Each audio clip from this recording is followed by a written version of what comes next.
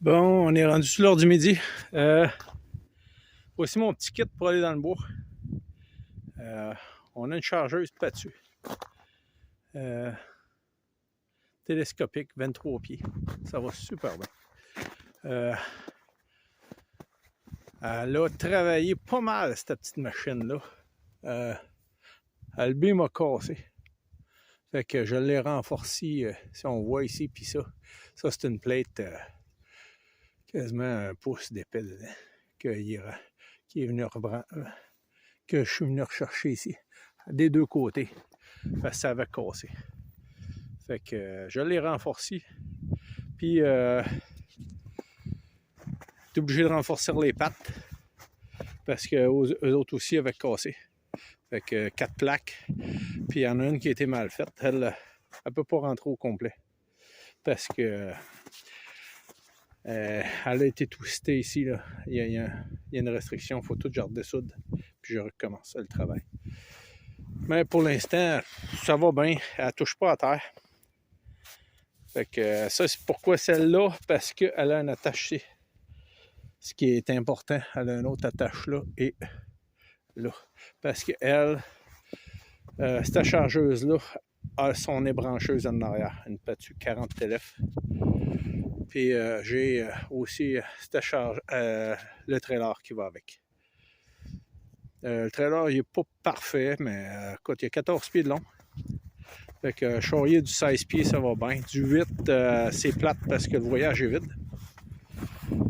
Elle aussi, elle a été obligée d'être renforcée. On a augmenté ici, on l'a renforcé ici. Puis je pense qu'elle est craquée encore. Là. Elle avait été craquée ici, là, encore. En arrière du renfort. Ça travaillait pas mal, ça. On faisait une quinzaine de vannes en estrie. Fait que c'est un kit qui va bien. Des tailles de 0, à date, j'ai pas eu de problème avec ça. Là, j'y ai pas pensé. Maxim, il a tout le temps runné avec la vitre cassée. Puis on ne l'avait pas jamais réinstallé parce que le bas des valves qu'il y a là, j'y avais fait un support ici. Fait que le body est en dedans, puis je le conduis à l'intérieur de reculons. Je vais vous montrer ça. Sur le siège du Maxim, habituellement, on a une clip qui barre. Lui, il ne barre plus parce que j'ai fait un poste inversé pour être capable d'aller travailler sur ma chargeuse. C'est pas un kit c'est pas bien long à faire. Je pense que c'est 2 ou 3 pas privettes. Tes boffes, tes enlèves. T'enlèves la barrure, puis ton siège tombe free. L'inconvénient, c'est dans les champs, ben, ça se promène un peu. Mais quand on arrive à travailler dans le bois, on avance, on se twist, puis on travaille poste inversé. Je l'avais modifié pour ça. Ça allait super bien. L'inconvénient, c'est que le plancher, il est pas bas, fait qu'on a les jambes un peu pliées. On se fatigue un peu, là. Fait que quand j'avais abattu à peu près 4 heures d'ouvrage en abattage, il fallait que j'abatte à peu près un arbre aux 2 minutes 75, 2 minutes 45. Fallait que j'abatte un arbre, puis je faisais ça pendant 4 heures. Non, j'abattais pendant 2 heures. Puis je mettais le kit débrancheuse ici sur la chargeuse. J'avais à peu près 4 heures débranchage et débiter les bio puis tout ça avec la machine. Puis ça me sortait à peu près à 3/4 de vanne d'une journée. Fait que ça avait un bon débit de chantier. Et il fallait vraiment être assez précis quand on abattait parce que des arbres qui s'accrochaient, on perdait beaucoup trop de temps. Fait qu'il fallait pas que ça s'accroche. On a appris à bûcher comme il faut. Puis à regarder ce qu'on faisait parce que l'argent était dans la rapidité. Puis ça, c'est des machines, écoute, quand ça brise, c'est une roue, c'est un O-ring. Il n'y a pas grand-chose là-dessus. Fait que ça coûte pas cher à entretenir. Puis la petite ébrancheuse, c'est un cylindre. C'est un cylindre qui stroke, puis une main, un kit de couteau qui ferme, puis une scie qui descend. Fait que c'est aussi quand ça brisait, c'était pas très dispendieux. Fait que ça, tu te mets pas riche avec ça, mais ça marche tout le temps. C'était vraiment le fun. Quand en Estrie, on avait 300 autres, fait que c'était justifié d'avoir une petite machine comme ça.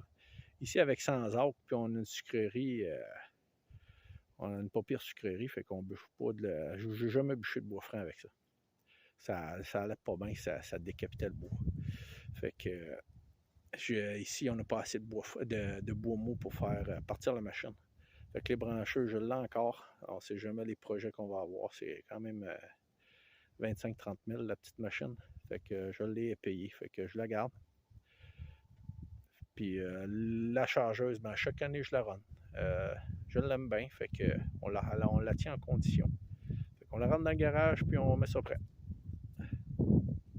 Fait qu'on a enlevé la terre. Il y en a pas mal. Un bon petit moton de terre. Pas tout salé. On va se ramasser. On laissera pas ça dans le garage, c'est gelé, ça va bien. Pourquoi c'est une bonne petite chargeuse pour aller dans le bois, pour une ébrancheuse? Parce que cette chargeuse-là, c'est très très léger. Puis la clame, là, c'est très léger puis c'est très rapide. Fait que si vous avez un arbre parché, vous êtes capable de donner une swing et votre main est capable d'aller le pogner. En donnant une swing, là, vous allez être capable de pogner un arbre carrément debout. C'est l'avantage de cette petite chargeuse-là. L'inconvénient, c'est si vous chargez tout votre bois dans le trailer, est tellement légère que elle bouge beaucoup. C'est très, très difficile d'être précis. Une chargeuse plus grosse, c'est plus le fun. J'avais une grosse Noka, puis pour charger la Noka, elle était plus pesante, ça allait vraiment beaucoup mieux que ça. Puis, mais pas dans le bois, pour aller bûcher avec les brancheuses, cette petite machine-là. Aujourd'hui, c'est l'équivalent, il l'avait upgradé avec la 597, puis aujourd'hui, c'est la Patu 202T qui la remplace, qui est un peu différent. Ici, c'est le point faible. Fait que ici, elle est faite différemment un peu. C'est la grosse... c'est ce que j'ai vu de différent, là. J'ai pas vu une grosse différence. C'est le bas des valves, un peu différent. Mais dans l'ensemble, c'est pas mal la même machine. Chargé dans le trailer, le modèle, si vous aimez le modèle Kessler ou Patu, la 304T, même pas T. Quand on voyait sur le bord du chemin, ça vaut pas la peine que ça soit télescopique. Comme ça, je m'en servais jamais du télescopique quand je charge les voyages. Tandis que si vous avez pas de débrancheuse qui corde le bois sur le bord du chemin, la T télescopique, aller chercher plus loin, c'est plus fun. Si on remarque sur celle-là, je vais vous montrer ça. Elle est faite et tout. Elle a une petite option qui est le fun, qui est comment on fait? Un winch. J'ai un winch avec une poulie ici. Avec un crochet pour débuter et aller chercher mes arbres là. Ça tire bien, mais si vous arrivez avec des gros arbres, ça marche pas. Il faut que vous débutiez en bio, puis là tu marches, puis tu vas le chercher. Dans ce cas-là, ce que je faisais, c'est je le winchais, je barrais mon winch, puis je levais mon mât pour m'en servir comme treuil. Ça faisait comme une canne à pêche. Là, je winchais, puis je ramenais mon mât comme ça. Pour éviter d'aller marcher trop longtemps, ramener des gros arbres. C'est ce que je faisais. Des bons gros arbres. Le maximum, il faisait du temps. C'était un peu dangereux, mais souvent, je réussissais à m'arranger. Bon, si on regarde le point faible qu'il y a eu sur cette chargeuse-là, c'est vraiment à ce niveau-là. Ça force beaucoup. La pine à casser. Elle a déjà cassé une fois. Puis ici, pourquoi c'est une faiblesse? C'est parce que c'est ici que le cylindre rentre. Fait que si on regarde, je ne sais pas si on le voit bien, en tour ici, là, c'est en angle de même. Ici, là, regarde, on le voit. Fait que toute la force du pivot, quand ça force dans ce bout-là. C'est pour ça que la nouvelle caisse-là 202T. Si vous regardez une nouvelle puis vous cherchez pour en acheter une nouvelle, le morceau ici qui est renforcé parce que ça fait blesser là. Parce que moi j'ai fait, c'est que j'ai enlevé le cylindre, j'ai décapé la plaque en tour, j'ai rentré un gros morceau, 3/4 de pouce, 1 pouce, chaque côté. Une ici, puis une de l'autre côté. Puis je l'ai ressoudé par en dedans. Puis j'ai rappuyé la plaque par-dessus pour la reformer. Puis elle est soudée sur le support ici. Je suis venu chercher la plaque ici en dedans, sur le support ici. Puis elle est soudée en dedans. Fait que ça me donne de l'appui ici et là. Fait que ça a été une bonne job. Mais c'était son point faible. Le reste, ça fait des années que je l'ai. Je me souviens même pas quelle année que j'ai acheté ça. Il y a les hausses qu'il faut faire attention.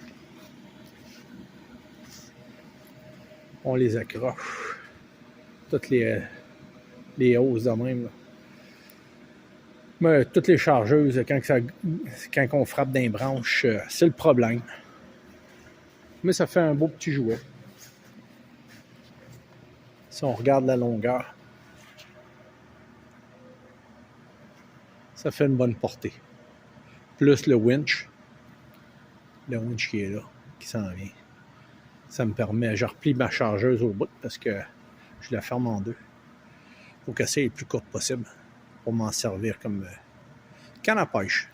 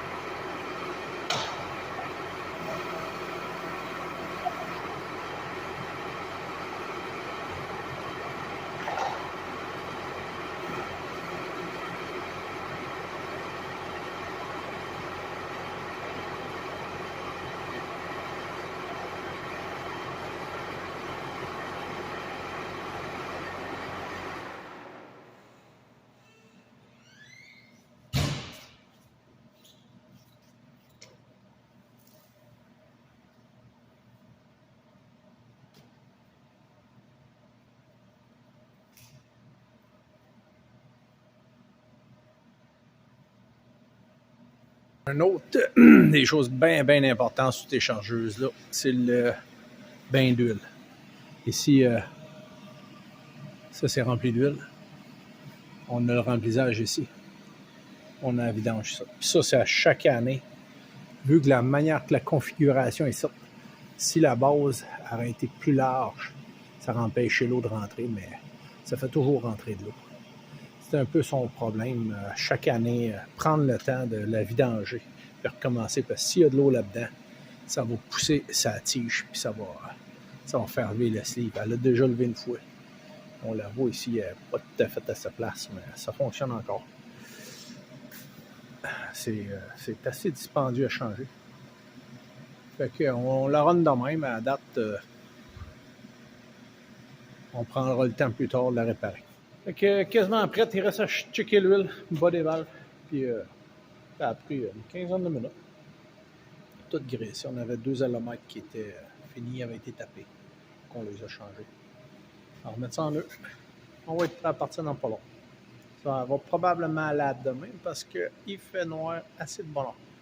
On va faire la vidange d'huile. Ici. Vérifier. Ça m'a déjà arrivé une année. On était mal installé dehors. Il y a rentré de l'eau là-dedans. Puis c'était de la glace dans le champ. C'est bien important de vérifier que tout soit bien correct. Parce que runner ça avec la glace. OK, on va envoyer une chaudière.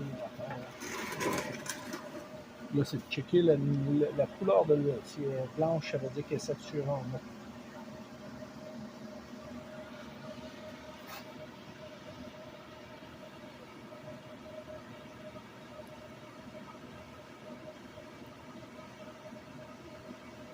Hop, c'est de l'eau. Ça valait la peine de la changer. Hein?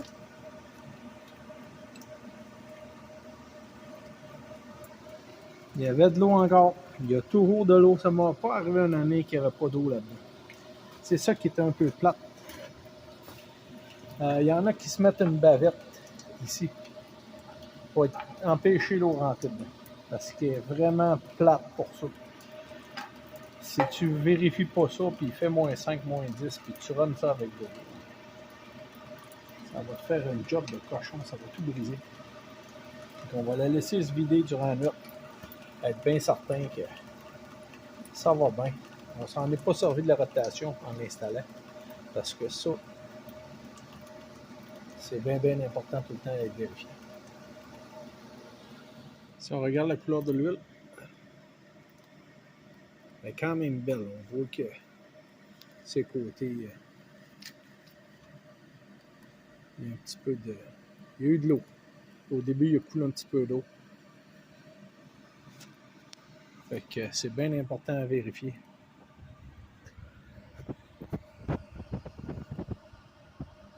Il n'y a pas de glace. Ça m'est arrivé une année qu'il y avait de la glace là-dedans.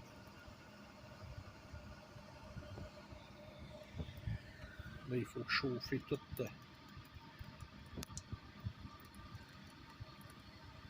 toutes les crémaillères pour être certain qu'il ne reste pas d'eau là-dedans. Puis on recommence.